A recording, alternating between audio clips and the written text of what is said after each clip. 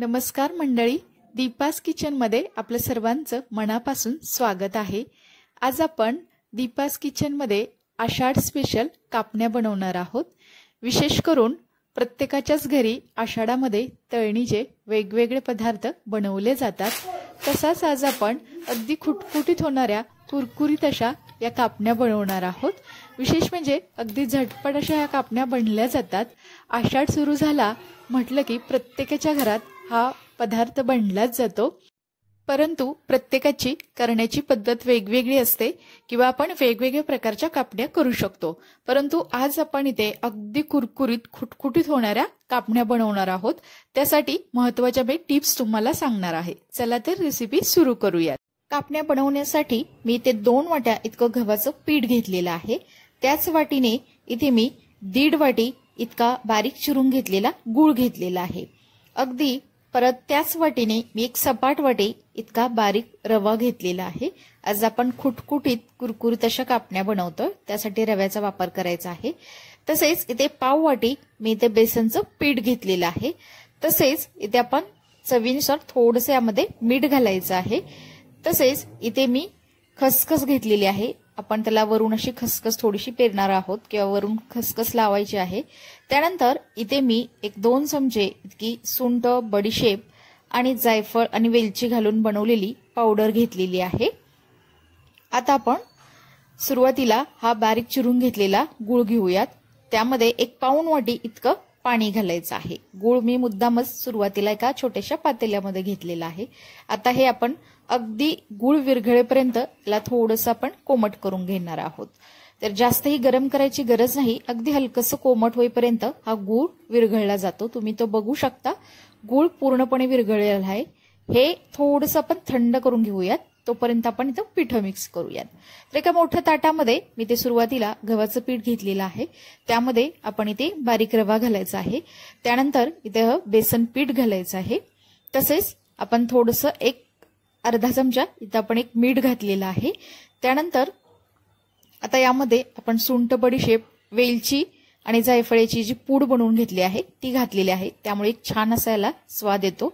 आता हे सर्व जिन्नस 1 चमच्याच्या साहाय्याने व्यवस्थितपणे मिक्स करून घेऊयात। आता इकडे आपलं गुळाचं जे पाणी आहे ते सुद्धा थोडंसं नॉर्मल झालेलं आहे। आता आपण याची कणिक मळून घ्यायची आहे। जर तुम्हाला अगदी खुसखुशीत आणि मऊ अशा कापण्या बनवायच्या असतील तर इथे रव्याचं प्रमाण अगदी कमी ठेवायचं आहे। अगदी 2 चमचे इतका तुम्ही इथे रवा वापरायचा आहे। आता इथे आपण हे गुळाचं पाणी घालून याची अगदी घट्टसर अशी कणिक मळायची आहे। जर तुमच्या कणकेसाठी हे गुळाचं पाणी थोडंसं कमी पडत असेल तर तुम्ही वरून थोडंसं नॉर्मल पाण्याचा हात सुद्धा याला घेऊ शकता। तर इथे तुम्ही बघू शकता मी अगदी व्यवस्थित अशी याची घट्ट अशी कणिक मळून घेतलेली आहे।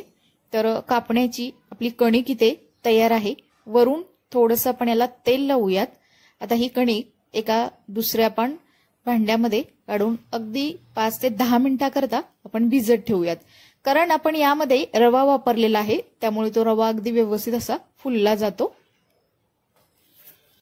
10 मिनिटे झालेले आहेत। आता आपण झाकण काढून बघूयात। तर इथे बघू शकता कणिक अगदी व्यवस्थित अशी भिजली गेलेली आहे आणि रवा सुद्धा अगदी छान असा फुललेला आहे। आता आपण याचे मीडियम आकाराचे असे गोळे करून घेऊयात। तर इथे मी या आकाराचे सर्व कणकेचे असे गोळे करून घेणार आहे। तर तुम्ही इथे बघू शकता मी या आकाराचे साधारणतः सर्व गोळे बनवून घेतलेले आहेत आणि म्हणजे 6 असे गोळे बनले गेलेले आहेत। आता आपण याच्या कापण्या बनवायच्या आहेत। त्यासाठी हा गोळा आपण पोळपाटावरती लाटून घेऊयात।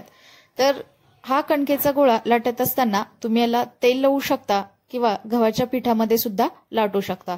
तर मी याला थोडंसंच अगदी गव्हाचं पीठ खाली लावणार आहे आणि याची मस्त अशी चपाती लाटून घेणार आहे। आज आपण अगदी खुटखुटीत आणि कुरकुरीत अशा कापण्या बनवतोय, कारण आमच्या घरामध्ये सर्वांना अशा कापण्या खायला आवडतात। त्यामुळे मी बऱ्यापैकी अशाच कापण्या बनवत असते, कारण 15 ते 20 दिवस सुद्धा या कापण्या अशाच कुरकुरीत राहतात। त्यासाठी ही चपाती अगदी पातळ अशी लाटायची आहे आणि जर तुम्हाला खुसखुशीत किंवा मऊ अशा कापण्या हव्या असतील तर ही चपाती अगदी जाडसर अशी लाटायची आहे आणि त्यामध्ये रव्याचं प्रमाण सुद्धा थोडंसं कमी ठेवायचं आहे। तर इथे बघू शकता मी अशी याची चपाती लाटून घेतलेली आहे। आता वरून आपण याला वरून खसखस लावायची आहे। तर अशी थोडी खसखस लावून परत एकदा आपण याला असं लाटून घेणार आहोत, त्यामुळे खसखस कणकेमध्ये अगदी व्यवस्थित अशी बसली जाते। तर अजून आपण यावरती खसखस लावणार आहोत। तर खसखसमुळे कापण्याला एक छान अशी चव येते, कारण खसखस जेव्हा आपण तेलामध्ये या कापण्या तळून घेणार आहोत तेव्हा त्याचा एक छान असा स्मेल येतो, त्यामुळे खसखस यावरती आपण भरपूर अशी लावलेली आहे। तर वरून आपण थोडंसं लाटून घ्यायचं आहे, त्यामुळे आपली खसखस जास्त निघणार नाही। आता इथे आपली चांगली पातळ अशी याची चपाती लाटून झालेली आहे। आता याच्या आपण कडा थोड्याशा कट करून घेऊयात। तर इथे बघू शकता मी सर्व याच्या बाजूच्या कडा थोड्याशा काढलेल्या आहेत। चपाती अगदी व्यवस्थित लाटली गेलेली आहे, परंतु कापण्या आपल्या व्यवस्थित येण्यासाठी आपण अशा थोड्या कडा काढून घ्यायच्या आहेत। आता आपण या कापण्या कट करून घेऊयात। तर इथे तुम्ही बघू शकता मी त्याला तुम्हाला जशा आकारामध्ये किंवा जेवढ्या साईज मध्ये कापण्या हव्या आहेत त्या आकारामध्ये तुम्ही ह्या कापण्या कट करू शकता। तर मी एक मीडियम आकारामध्येच ह्या कापण्या करून घेणार आहे। अशा प्रकारे इथे आपल्या सर्व कापण्या अशा कट करून झालेल्या आहेत। तर इथे तुम्हाला मी याची थिकनेस दाखवते। मी अगदी याची पातळ चपाती लाटली होती, त्यामुळे आपल्या कापण्या अगदी कुडुम कुडुम अशा बनतील। जर तुम्हाला खुसखुशीत आणि मऊ कापण्या हव्या असतील तर तुम्ही याची चपाती थोडीशी जाड लाटायची आहे। ह्या तयार झालेल्या कापण्या आपण एका दुसऱ्या ताटामध्ये काढून घेऊयात आणि अगदी याच पद्धतीने आपण बाकीचे जे गोळे करून घेतले आहेत ना त्याचे सुद्धा सर्व कापण्या आपण बनवून घेणार आहोत। तर इथे आपल्या ह्या सर्व कापण्या अशा बनवून झालेल्या आहेत। तर तळण्यासाठी मी गॅसवरती कढईमध्ये तेल गरम करायला ठेवलेलं आहे। तेल सुद्धा मध्यम गॅसवरती गरम झालेलं आहे।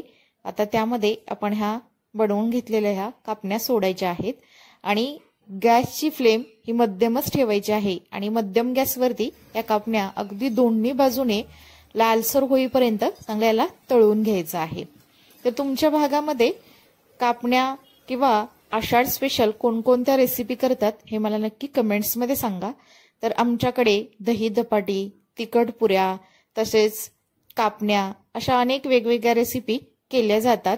तर शक्यतो कापण्या ह्या सर्वांच्याच घरी बनल्या जातात, परंतु त्याच्या वेगवेगळ्या पद्धती आहेत किंवा वेगवेगळ्या प्रकारच्या कापण्या आपण बनवू शकतो।